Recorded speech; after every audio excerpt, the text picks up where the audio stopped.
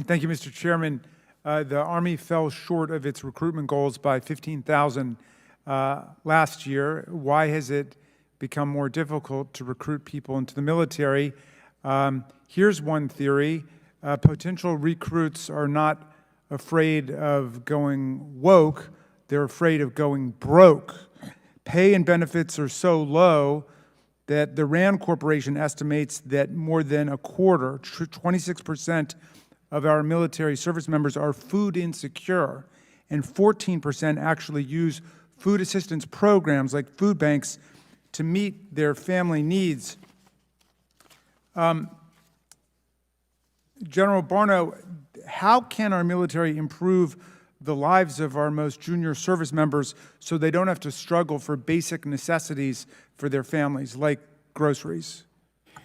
I think the military has done well over the last 20 years is increasing the amount of compensation that military members get, but that applies least of all to the most junior members of the force. They come in and are still making a very, very minimal amount of wages. I can recall actually qualifying for food stamps myself when I was a first lieutenant with my wife and a new baby at one point in time. So we've fixed some of those problems over the years, but we still have a problem for our force that's in the E1 to E4 category, the most junior enlisted, and we ought to devote some more attention to making sure that they have a tolerable standard of living, especially if they're married and they perhaps have dependents. Well, I appreciate that. The Blue Star families, which I've been in touch with, suggest this is a real problem, not an illusory problem.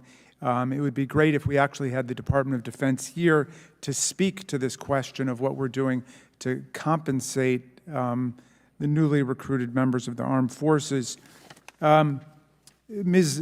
Mobbs, in your testimony, you cite a recent survey which found that 30% of Americans ages 16 to 24 say that the possibility of sexual assault, rape, or sexual harassment is one of the main reasons that they would not consider joining the military. And I'd like to submit for the record an article in the Military Times that has come out since then titled "The Military Sexual Assault Problem is Only Getting Worse." Will you elaborate on this point? To what extent do you think this is actually deterring women and men from going into the military? Thank you, Congressman. I appreciate the question. I can't speak directly to the totality of the impact on preventing them from serving. I would say that it is clear that our focus on sexual harassment, sexual prevention within the military, those programs have not been as effective as they should have been over the years, which does decline trust in teams. And I would posit that focusing on improving programs like that are a far better use of resources than where some things are currently placed. Well, I appreciate that, but a lot of people would say those are precisely the programs that are promoting wokeism. To talk about sexual harassment or sexual assault is actually to try to impose a bar of political correctness, to politicize the Army, to engage in social engineering. What's your response to that? I would say that that's not the case at all. I think that the military's ultimate function is to build the strongest teams possible, and that is what its function should be, and that is regardless of identity, of gender, of race, which is why I do think some of these programs are particularly pernicious when it comes to the DEI overarching frame, which looks at individual characteristics versus building teams broadly.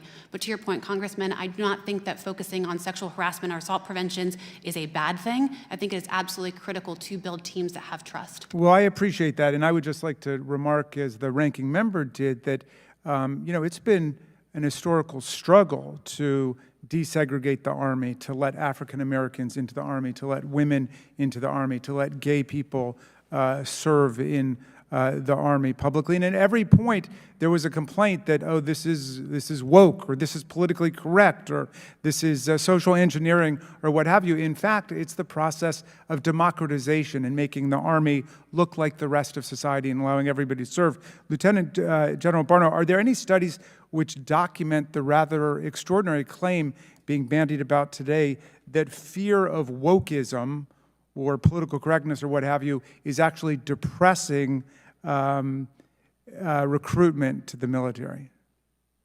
I'm not aware of any studies that actually have any factual data that support that assertion. I also know that at least two service chiefs, the Commandant of the Marine Corps, General Berger, and the Chief of Staff of the Air Force, General C.Q. Brown, have both said wokeism is not, there's no such thing as not affecting military readiness. They see no evidence that this is a problem inside their two services, and I think that applies in the recruiting domain as well. But no, in terms of actual evidence, I've not seen that.